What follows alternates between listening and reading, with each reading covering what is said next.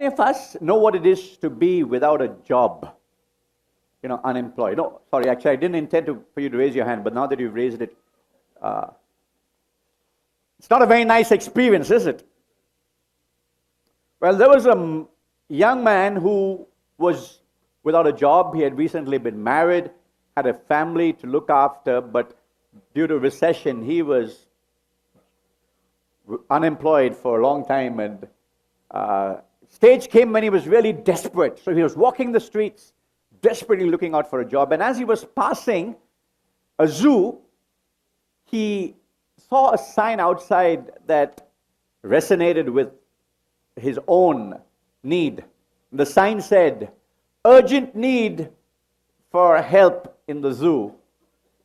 Those who are interested, please walk right in to the zookeeper's office." So he looked at that, and he walked into the zoo and went straight to the zookeeper's office. And as he walked into the office, he folded his hands and said, "Sir, whatever the job is you want me to do, I'm available. Please give me the job. I desperately need it." And the zookeeper said, "You know what? You've come to the right place. We really needed somebody urgently. Now, please hear me out before you give me your decision, but here is the need." He said, "The star attraction in the zoo is a gorilla. It's brought in the visitors and braked in the door.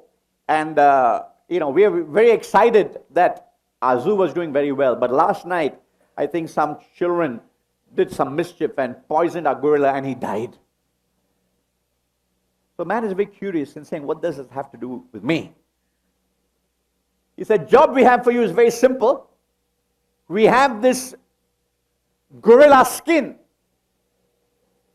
and I need you to put it on and go into the gorilla's cage." And when he saw this guy's face fall, he said, "Don't worry. We have pre-recorded the gorilla's sounds, his growls and his snarls and all of that, and we'll play it behind the scenes. You don't have to try and imitate the gorilla too much." He said, "All you have to do is sit in the corner and occasionally peel a banana and try and entertain the little children when they come, because that cage is full of spectators."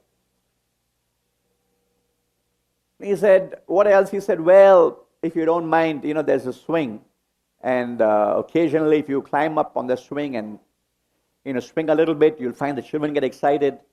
You don't have to do that too often, but whenever the inclination is there, you feel, go ahead and do it." That's all he said. "By the way, this is only for 2 weeks. And, we're importing a gorilla from another part of the country. Should be here in 2 weeks. And you know what? Because you're doing this for us, when that job is over, we'll give you another, more respectable job. But please help us to do this. And the payment, by the way, is very good." Because this man thought for a while. He said, Monica said it, beggars can't be choosers. So he said, "Okay, sir, I'll do it." And so the next day, put on the gorilla's outfit. At first, he was a little sheepish, He thought, keep in mind, he knows who he is, the people outside don't. So he sat, ate a couple of bananas, and after some time, he started enjoying all the attention. A lot of people outside, kids, as he goes near the bars, they're running away, all the excitement. And so he began to get into it. He said, "Hey, this is great. I've never had so much attention in my life." And so then he climbed up and he started swinging a bit. And the children got excited and started clapping. And this guy said, "Hey, this is fun." And the more he swung from one end to the other, the applause became louder. And you know how it is with people. We get carried away very easily. So he got carried away. He got really carried away because his hand slipped from the swing and he flew over the edge of the cage and landed in another cage. Now, some of you know this story, I know, but thank you for laughing.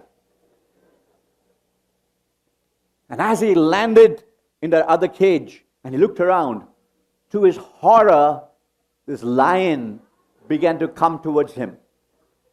And so he waited and waited. He said, "Now what do I do? If I don't do anything, I'm dead meat. And if I scream for help, I'm out of a job. So you know which is the lesser of the evil.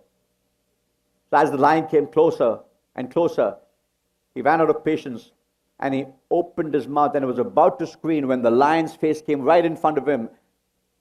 And he heard this voice say, if you don't keep your mouth shut and keep up the act, we're both going to be out of a job.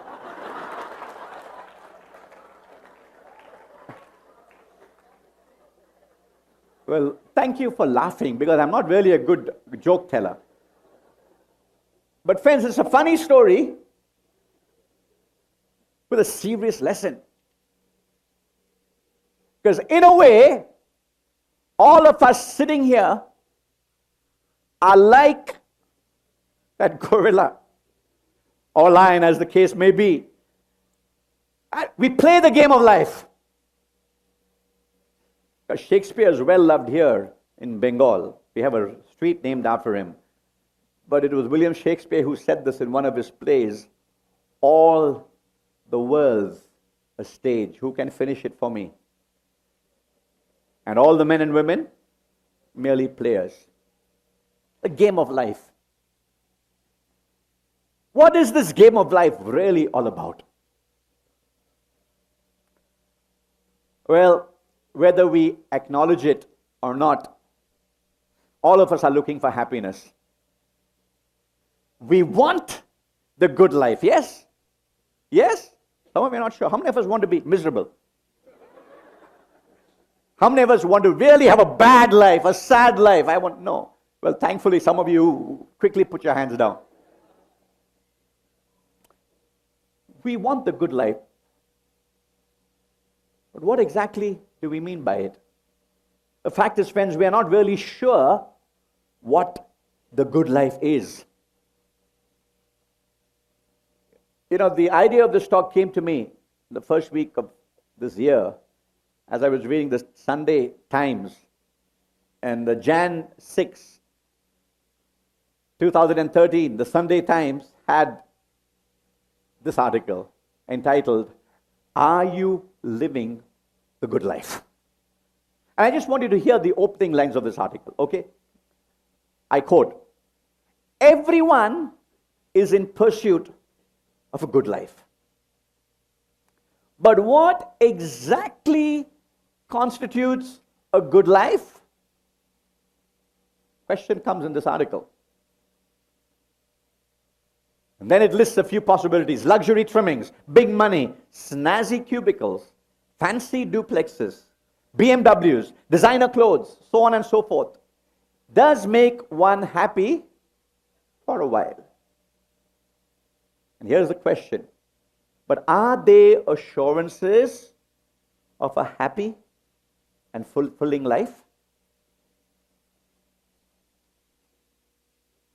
The good life. What is the good life that we all want, but we don't exactly know what it is? Well, about 3,000 years ago, a powerful king named Solomon, I'm sure some of you have heard of King Solomon, one of the wealthiest and wisest men that ever lived. Solomon spent a lot of time and energy in search of an answer to precisely this question, what is the good life? And his quest took him on an exciting journey, full of adventure. But let me just read to you the opening lines from his dissertation, his report after his experiment. He wrote down his findings. Listen to the opening lines. Everything is meaningless, completely meaningless. What do people get for all their hard work under the sun? Generations come and generations go, but the earth never changes. The sun rises and the sun sets, then hurries around to rise again. History merely repeats itself. It has all been done before. Nothing under the sun is truly new. We don't remember what happened in the past. And in future generations, no one will remember what we are doing now. Not a very optimistic summary of what life is all about, is it? But, this is an important but, in order to understand why he feels this way about life, we need to follow him a little on his journey. In search of an answer to this most important question of life, King Solomon goes, can you guess where he goes? Not to the library. He doesn't pull out all these books on philosophy from the shelf and study them. No, no, no. Neither does he go to a church or a temple or a mosque. He doesn't run away to the desert or a forest to find the answer to what is the meaning of the good life. He goes to the laboratory of life itself. He goes to life. And his method is scientific. One by one, he experiments with every possible answer and examines it with ruthless honesty. Takes one, looks at it, tests it, and then goes to the next. Let's look at a few of the things Solomon looks at. First of all, he goes to the most obvious answer. If I were to ask you, I'm sure many of you would say, what is the answer to a good life? Pastor, a big bank account. Cash. Let's look at that. The first answer. Wealth. Is wealth the answer to the good life? Listen to this wealthy man as he describes his experiment. I bought slaves, both men and women, and others who were born into my household. By the way, 3,000 years ago, the number of slaves was like the stock market today. Measured your wealth. I also owned large herds and flocks. Large herds and flocks are like the number of the real estate you own today. More than any of the kings who had lived in Jerusalem before me. I collected great sums of silver and gold, the treasure of many kings and provinces. I wish I had time this morning to describe to you the details of Solomon's wealth. He probably was one of the richest men in history.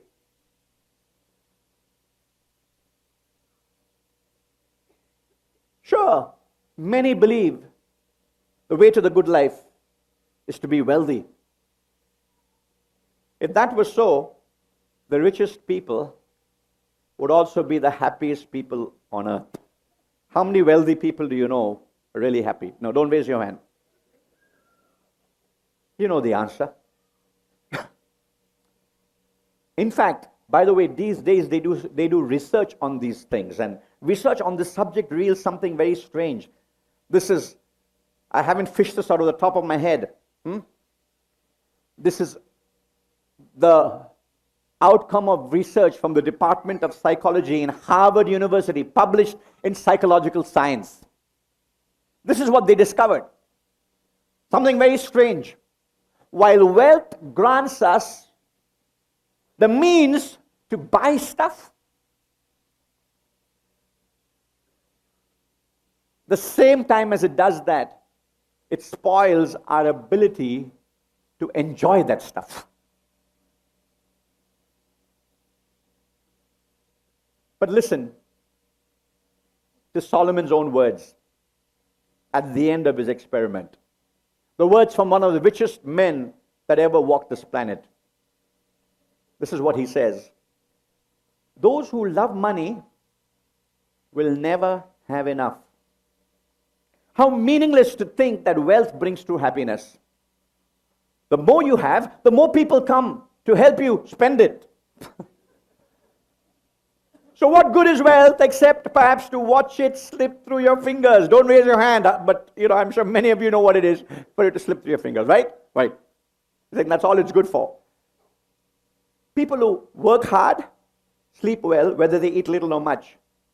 But the rich seldom get a good night's sleep. Nothing wrong with riches, okay? If you have a problem with it, give it to me, no problem. But listen to this. We all come to the end of our lives as naked and empty-handed as on the day we were born. We can't take our riches with us. I wish you riches. I wish you wealth. But riches are not the answer to the good life, friends. Solomon moves on. He knows, like we do, many people who have plenty of wealth who still feel empty. Something is missing. So he moves on to the second experiment, to education. Remember, Solomon was not only the richest man on the face of the earth, he was also one of the most learned and wisest men that has ever lived. We speak about the wisdom of Solomon, remember? Experiment 2, he says, I devoted myself to search for understanding, to explore by wisdom everything being done under heaven. So I set out to learn everything from wisdom to madness and folly, but I learned firsthand, I want you to notice this word, I learned firsthand that pursuing all this is like chasing the wind. How many of us would like to do that for a pastime? Huh? Chase the wind. It's like a little puppy dog chasing its tail. A lot of energy spent, but you're not going anywhere. Why, Solomon? Isn't education good? Of course it is. But here's the point. Education does not meet man's real needs. Education will not solve the problems of the human heart. It does have value. Education will make an ignorant man well informed.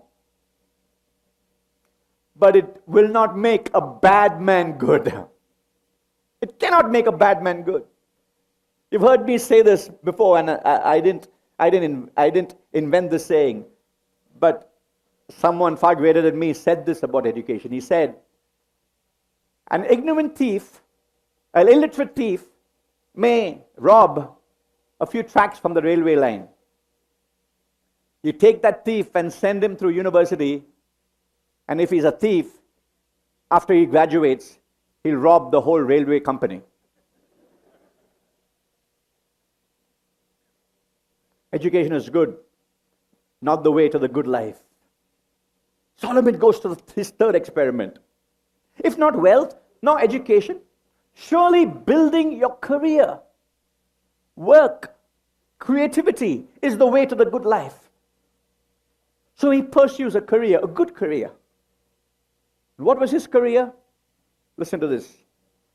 I also tried to find meaning by building huge homes for myself and by planting beautiful vineyards.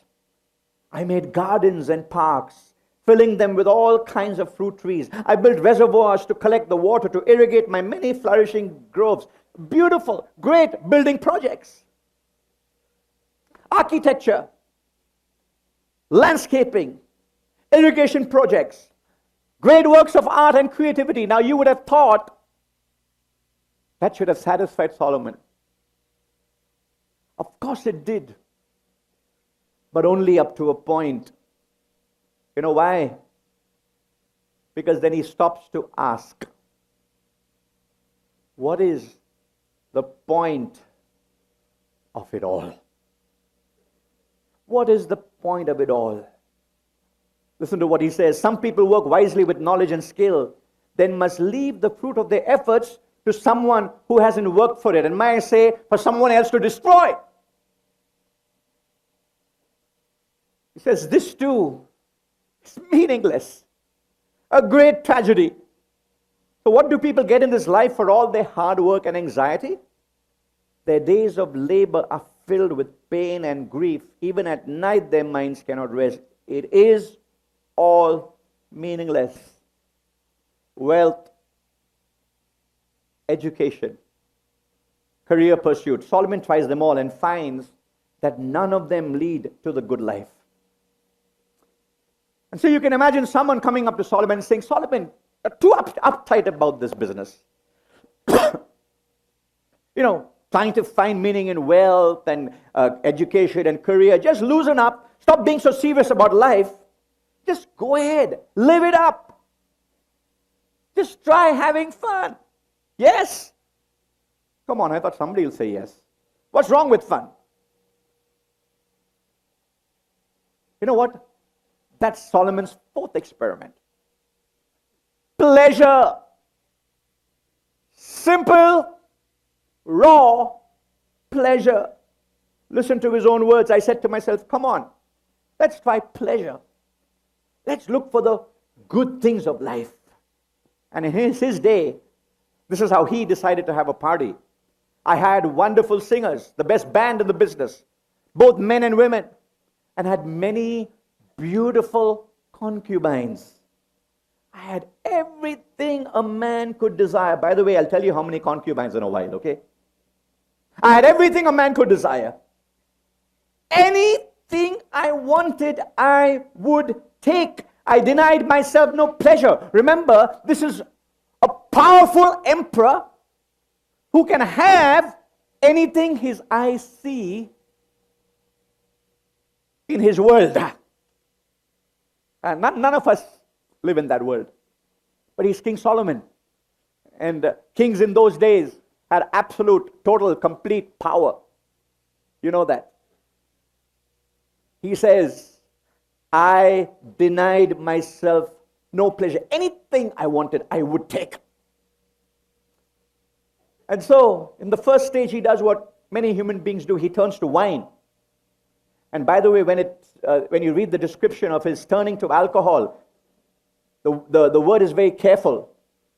He doesn't turn to alcohol to get drunk. No, he's not trying to drown his sorrows. But it refers to the careful and controlled use of alcohol, only to help the appetite and the mood, just to enjoy life more. And after he does that, he moves on to what society today glorifies as the ultimate pleasure: sex. One version of the verse I read to you says this: I had all the women a man could want. Wow. No, don't fantasize, men. But listen to his harem.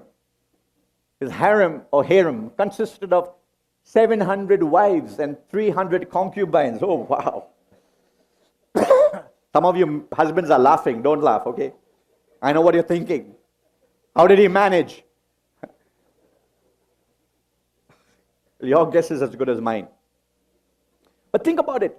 700 wives, 300 concubines available to him any time of the night or day to fulfill whatever need, desire, or sexual fantasy he may have had.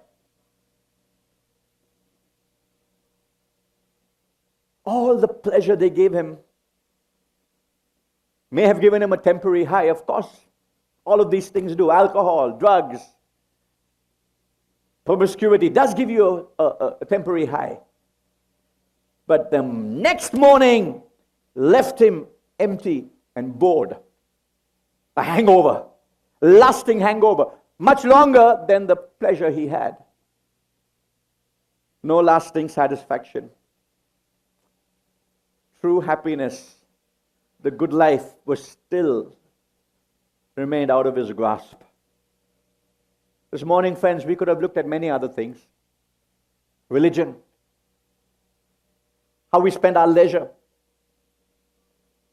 Many other things people turn to in quest of the good life. And we could have come to the same conclusion. So, Pastor, what's the route to happiness? If the good life isn't about wealth, about a successful career, material possessions, pleasure, relationships, religion, what is the good life all about then? Well, friends, let me suggest to you that there are at least 3 things essential for the good life. 3 things that every human heart craves after. Essential needs that we have, without which the good life will never be our experience. The first thing is purpose. A purpose that endures. Pastor, how did you get there? Well, don't believe me. Look at your own life. And you ask yourself, when is the moment when you've had the greatest inexplicable joy. You know when? When you've given somebody else something.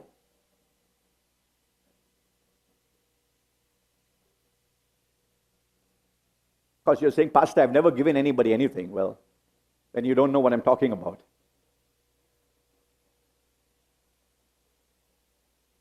But when somebody has come to you in need, and you've shared, either financially, or something that is yours, you've given it, and the look on that person's face when they say thank you, you know that feeling inside?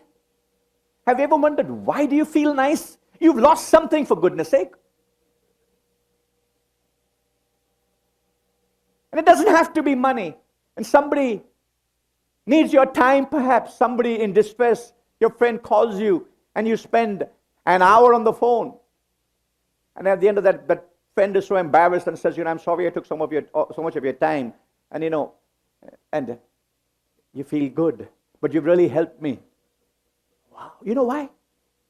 Because deep within we know we were created for something more than ourselves. That's why we admire acts of bravery, right? Generosity. We look at a Mother Teresa and we say, wow, I wish I could live like that. Patriotism. Sacrifice. When somebody sacrifices for a cause, we give them awards. Or we write books about them. Nowadays we make films that exalt, draw attention to this greatness of this person's sacrifice. Why? Why do we honor and admire people who give their lives in the service of a cause? We call them heroes, heroines. Why? You know why? Something within us says that is really how life should be lived. A life worth living is a life which has a purpose. Something bigger than yourself. A cause worth living for. And if necessary, dying for. Purpose that endures. But there's a second requirement for the good life. They say love makes the world go round, and that's exactly what we need for the good life. Love that lasts. That's why people fall in love. Why romance is such a popular theme in our world. Why people get married, have children. Why sex is such a hot topic. And all the sex as God intended it to be is beautiful and pure. Today, it's become a cheap substitute for true love. Love that lasts. We need it. That's why loneliness is a terrible disease.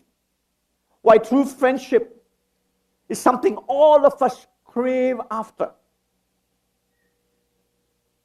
In fact, excuse me, whether it's a platonic friendship or whether it's a love affair, you know what's the second important thing you want to know?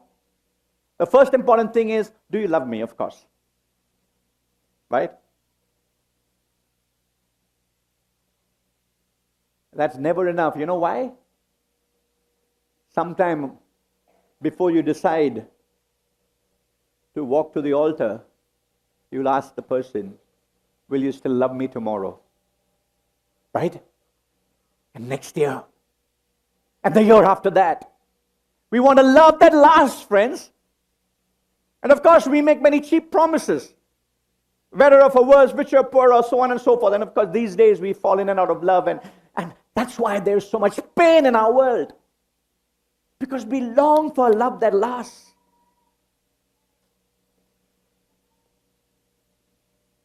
If we don't find it, we'd never taste the good life. But there's a third need, without which we can never experience the good life. Purpose that endures, a love that lasts, and thirdly and finally, a life. A life that's forever. Deep within us, we long for a life that will never end. That's why we hate disease and death so much. That's the reason why hospitals and pharmacies all over the world make such a good business. We would like our lives to never end, if at all possible. Yes. Why many people don't like to attend funerals? We don't like to be reminded that it comes to an end, because we want to live on and on and on and on and on. But Pastor, isn't death inevitable? And of course, there are some people who say, well, that's all there is. This life is all that we have. There's nothing beyond this life. Others, of course, believe in the cycle of death and rebirth. Death and rebirth. And of course, Monica alluded to that. And in death and rebirth, you can't do much about your life today because you're reaping the fruits of your previous life. But then the Bible teaches that there's only one life on this earth. And that after this life ends in death, there is a judgment when every human being will have to give an account for the way we've spent our life on this planet. What I call the final audit. You know what happens at the end of the year, financial year, March, April, May? Final audit. Well, how do we know what is true? Some people like to say, well, aage dekha jayega, we will see. Well, friends, it's too much at stake to risk waiting till you die to find out what lies beyond. But Pastor, how can I know? How can I be sure whether there's any life beyond this life? The only way we can be sure, friends, is there someone who has died and come back from the other side to tell us what it is really like. Yes. You can search the pages of history. And I hope this is good news when I tell you there is someone like that. There's really only one person in all of history who has been beyond and back. Jesus Christ, who gave his life on the cross for the sins of the world, but rose again from the dead on the third day. And he is the one who gives us a promise of a life that's forever. And let me say to you this morning, that's a promise not meant for Christians. It's a promise that has nothing to do with religion per se. It's a promise that's for every human being who wants to have a good life, who longs for the good life. Listen to what Jesus said as his promise of a life that never ends.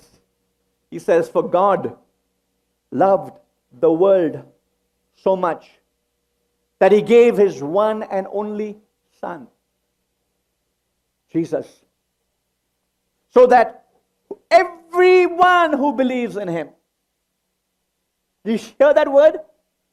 Everyone who believes in him will not perish but have eternal life. I want us to read that together again. Okay, I'm almost done. Let's read that together. For God loved the world so much that he gave his one and only Son, so that everyone who believes in him will not perish but have eternal life. You see, friends, the exciting thing is, not only does Jesus promise and give us eternal life, it's a package deal. Along with that, he gives us a love that lasts forever, a love that refuses to let us go. And he also gives us a purpose that's bigger than you. In fact, as big as the universe, a purpose to live for. The article I quoted from the beginning of this message says these profound words, and I want you to see it as it comes onto the screen. It says, the good life, happiness, is not a place you arrive at. It's a lens you bring to the place you are standing right now. So listen to me. If you want to live the good life, you don't have to wait for the day when you become a millionaire. You don't have to wait for the day when you can afford to buy a BMW. You don't have to wait for the day when you can launch your own company like Ravi and Jyoti did. You don't have to wait for the day when you meet this beautiful woman who looks like Miss World and she says, yes, I'll marry you. You don't have to wait for Mr. Universe to come along and say, yes, I'm willing to marry. You don't have to wait for anything to change, friends. What you need is a lens that's different from how you're looking at the world today.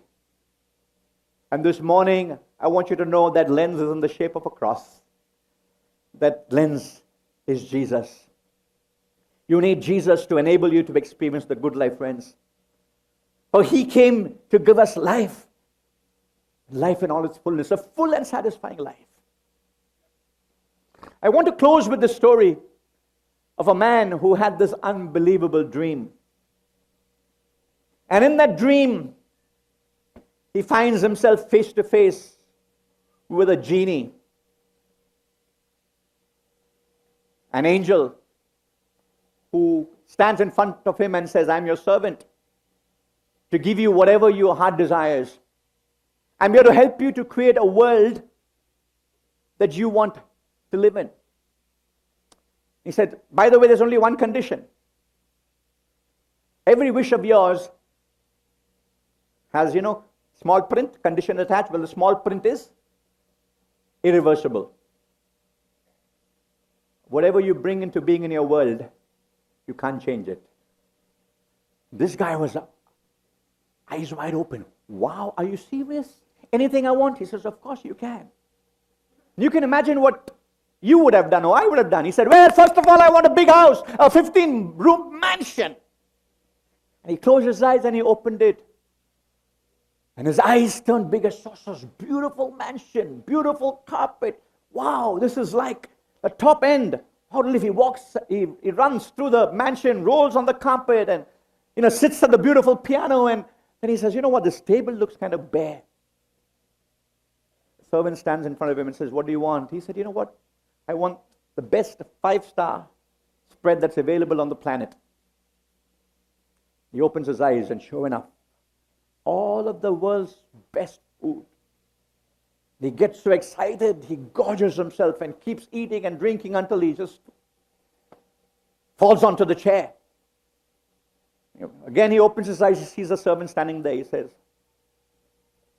you mean I still have more wishes? He says, yes, sir, whatever you want. He says, you know what? I'd like to have a BMW. And he says, no, I also want a Rolls Royce. I also want, and sure enough, as he starts thinking of these cars, one by one on the Porsche, they line up. He gets into one, jumps into the other, and his excitement is welling over to the point where he can barely speak. He can't believe that this is his world. And then, of course, he goes on and on and on. Every dream, every fantasy he wishes for, he has. And at the end of it all, he turns to his servant and he says, you know what? I'm kind of bored. I want to get out of here. In fact, I would like to go back and change some things. And as he's trying to get out of the mansion, suddenly the servant becomes very large as life. And he says, get out of the way, I want to leave. The servant just smiles. Do you remember the condition? He says, what? You can create the world that you want, but you have no authority to change it. He says, no, you can't do. And he keeps, he hits this huge genie in front of him and he says, I want to get out, I want to get out. I hate this place. I would rather be in hell than here. And he looks up. The genie looks down at him and says, then where do you think you are? You see, friends, this is the truth about life.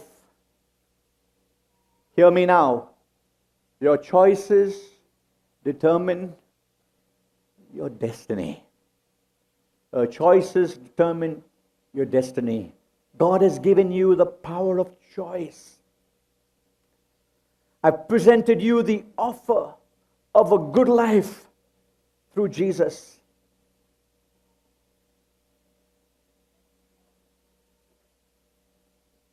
choice is yours. Do you want to go God's way or your own way? At this very moment, you can walk out of this place and continue to build a good life made to your order.